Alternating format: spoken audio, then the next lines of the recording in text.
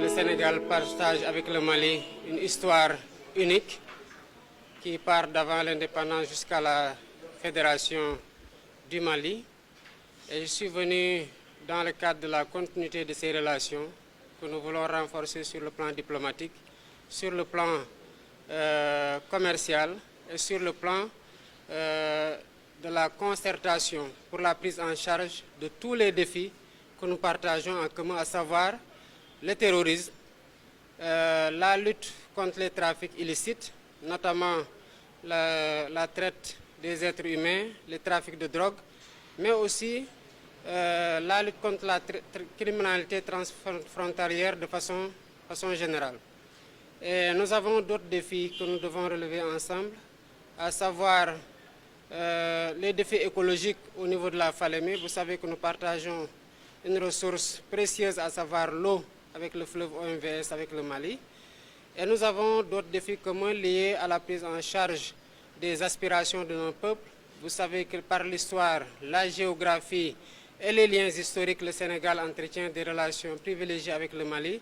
Et je suis venu dans ce cadre-là et je me réjouis de l'accueil qui m'a été réservé au Mali ainsi qu'à la délégation qui m'accompagne. Je me réjouis aussi d'avoir trouvé à mon frère le colonel Assimi Goïta, président de la transition malienne, toute la disponibilité et l'engagement à renforcer la coopération bilatérale, mais aussi à renforcer la concertation sur le plan multilatéral, que ce soit au niveau sous-régional, régional, mais aussi au niveau international. Nous avons parlé de la question de la CEDEAO. Comme vous le savez, le Mali est membre des États de l'Alliance du Sahel. Ceux qui ont suivi mes déplacements dans les différents pays de la CEDEAO m'ont entendu prêcher cette bonne parole-là. Je me suis évertué à en échanger longuement avec le colonel. De mon point de vue, nous pensons que nous devons continuer à travailler avec toutes les parties prenantes, ne pas se décourager de trouver des issues heureuses qui nous permettent de renforcer l'intégration, soit en passant par la coopération bilatérale, mais aussi en essayant de corriger les impairs que nous avons notés dans la coopération multilatérale, notamment dans les instances sous-régionales et régionales, et qui nous ont valu cette situation regrettable que nous vivons. Mais nous ne pouvons pas nous résigner à observer un outil d'intégration formidable quand même dans sa conception, dans les résultats qu'il nous a valu et qui a été cité en exemple, c'est désintégrer sans rien faire.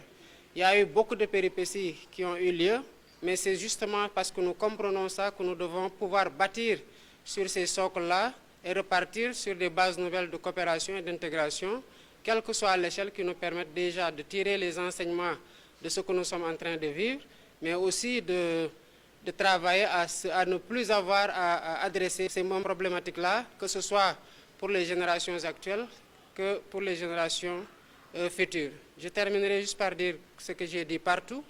Nous avons un héritage des pères fondateurs qui ont eu une vision qui a été certainement très secouée, qui a été mise à rude épreuve, mais que nous avons aussi la responsabilité de transmettre intact ou en meilleur état.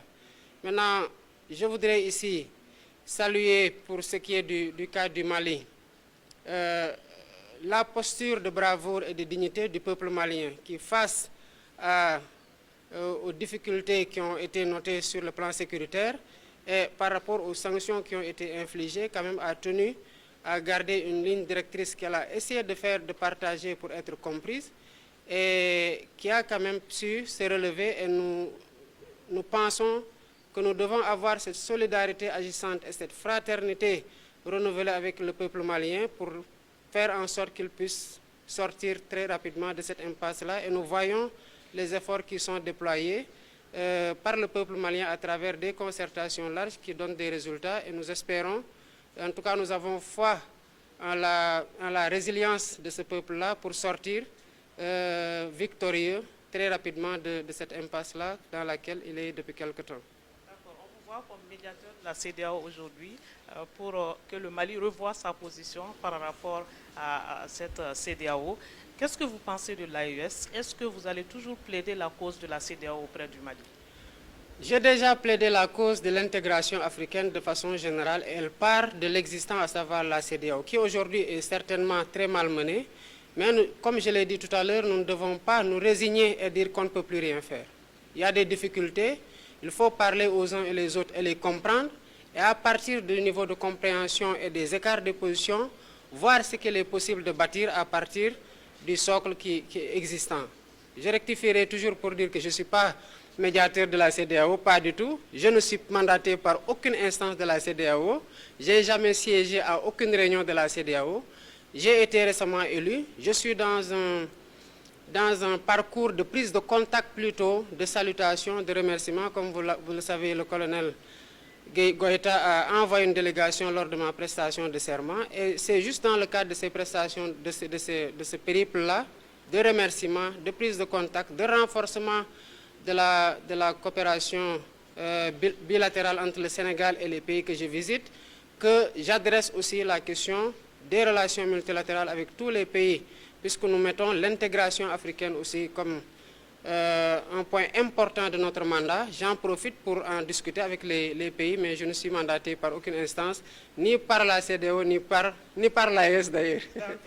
Dernière question, Monsieur le Président. Est-ce que c'est possible de voir le Sénégal dans l'AES dans les jours à venir? Le Sénégal n'est pas à l'étude de rejoindre un ensemble quel qu'il soit. Ce que nous sommes en train de renforcer, c'est qu'avec le Mali, par exemple, nous avons une frontière commune. Nous avons une histoire commune avec la Fédération du Mali, de laquelle le Sénégal est sorti. Nous avons la même devise, un peuple, un but, une foi. Et vous voyez le drapeau du Sénégal, il n'y a que l'étoile qui s'y ajoute, mais c'est la même disposition des couleurs et les mêmes couleurs. Et nous avons surtout des enjeux que nous avons à adresser ensemble, comme je l'ai rappelé tout à l'heure, sur le plan sécuritaire, mais surtout une coopération sur le plan des échanges à renforcer. Et nous avons aussi enfin une solidarité, une fraternité à exprimer au peuple malien et aux leaders du gouvernement malien pour leur dire que nous sommes à leur côté par rapport à la phase difficile qu'ils sont en train de travailler. J'ai été beaucoup agréablement surpris en tout cas par les positions maliennes sur le plan du renforcement de ces coopérations bilatérales.